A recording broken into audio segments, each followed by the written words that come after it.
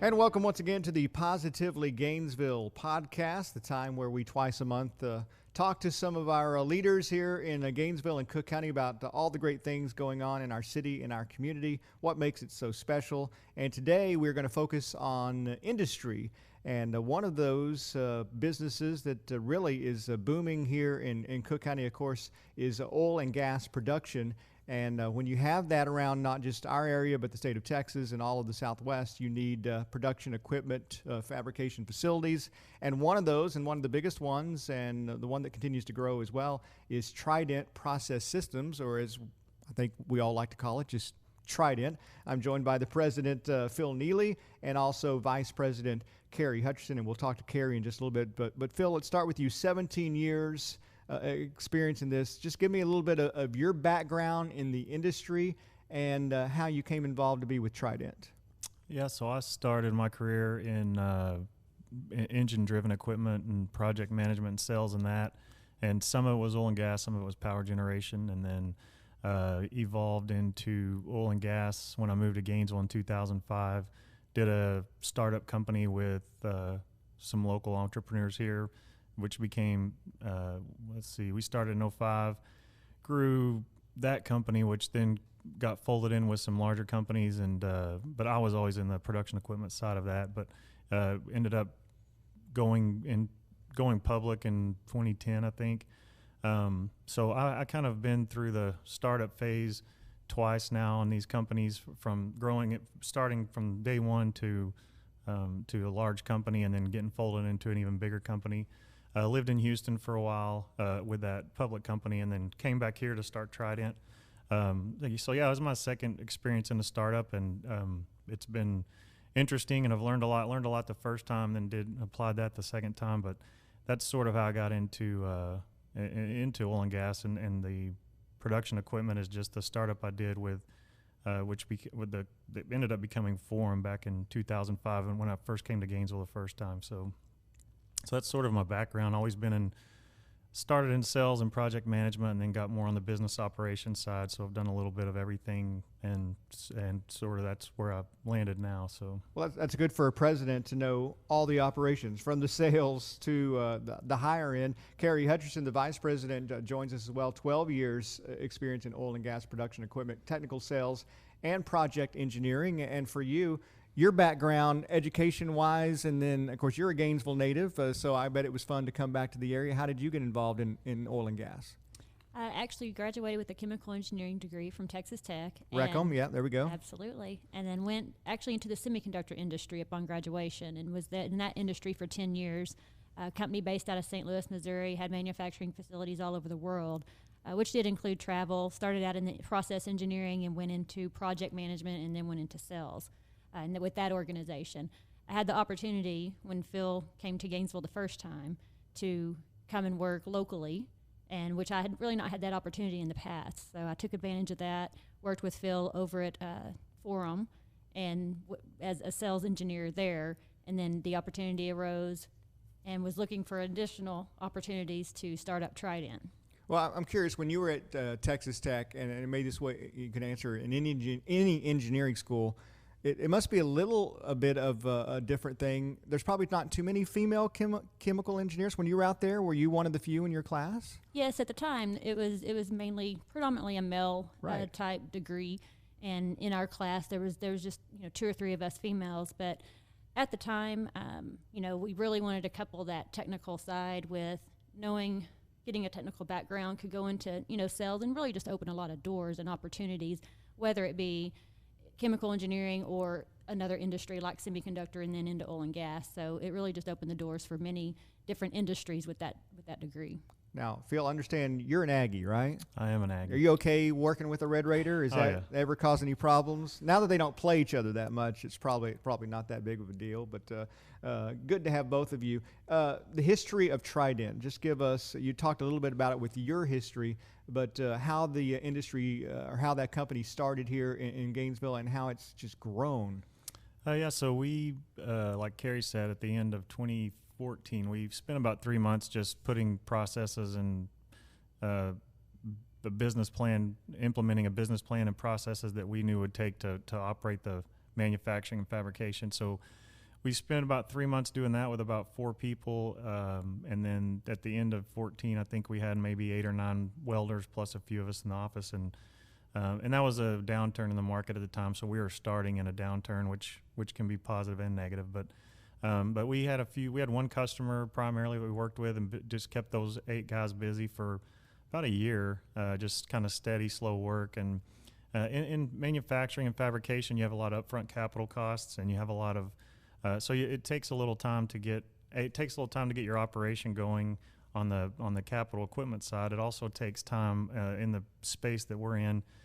You can't go in day one and sell something to the big company. You got to kind of get a small project, prove yourself, and then kind of inch up the ladder. So that's what we've done. As the first year and a half, we were knocking on every door that we knew we wanted to work with, and just trying to get our foot in the door. Then once we did, tried to make sure we performed well, and then leverage that as we did execute. We were able to take those and get bigger and more projects with volume, which is kind of that's how we grew. We targeted 4 or 5 companies that we knew would be active, and then tried to execute well with those people and build those relationships or leverage past relationships, and then take that and then we've been very fortunate to have good partners and customers and vendors that have allowed us to grow and be a primary supplier for most of the equipment we supply with our clients.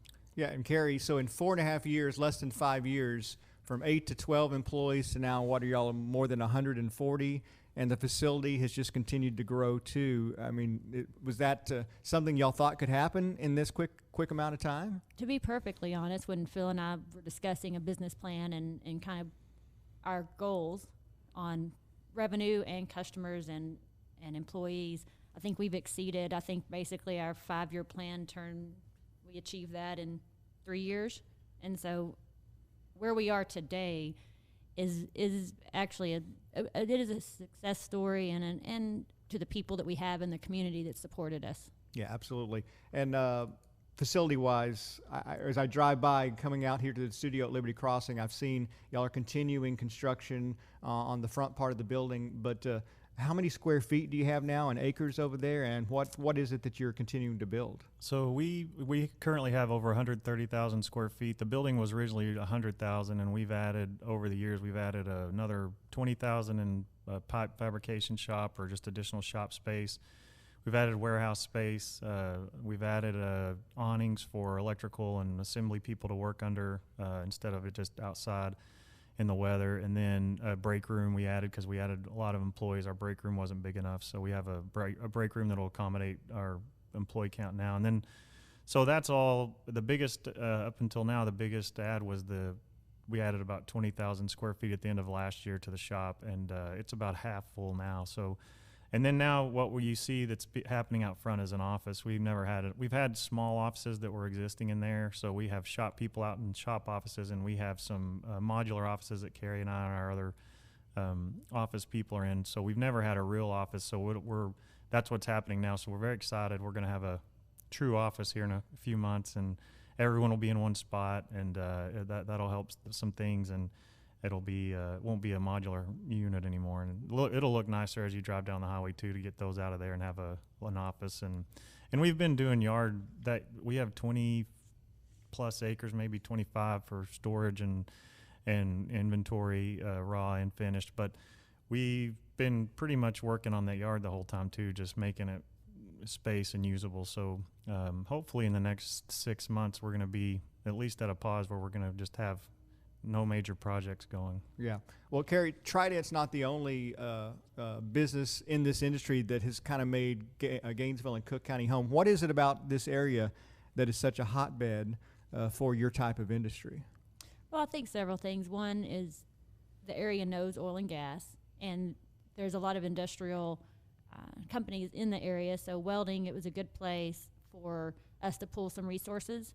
We also partner closely with the college and their welding program to make sure that the classes are being taught with our process, and that way we have homes for local, kids that finish that program. We've hired a lot out of that program. We also work closely with a college in Tulsa, a welding school, and then also just the community support. I always understood how important a company was to a community. Now, with this experience, I can see how important the community is for the company. And Gainesville's done a great job of supporting us and has allowed us to grow, and have the success that we've had.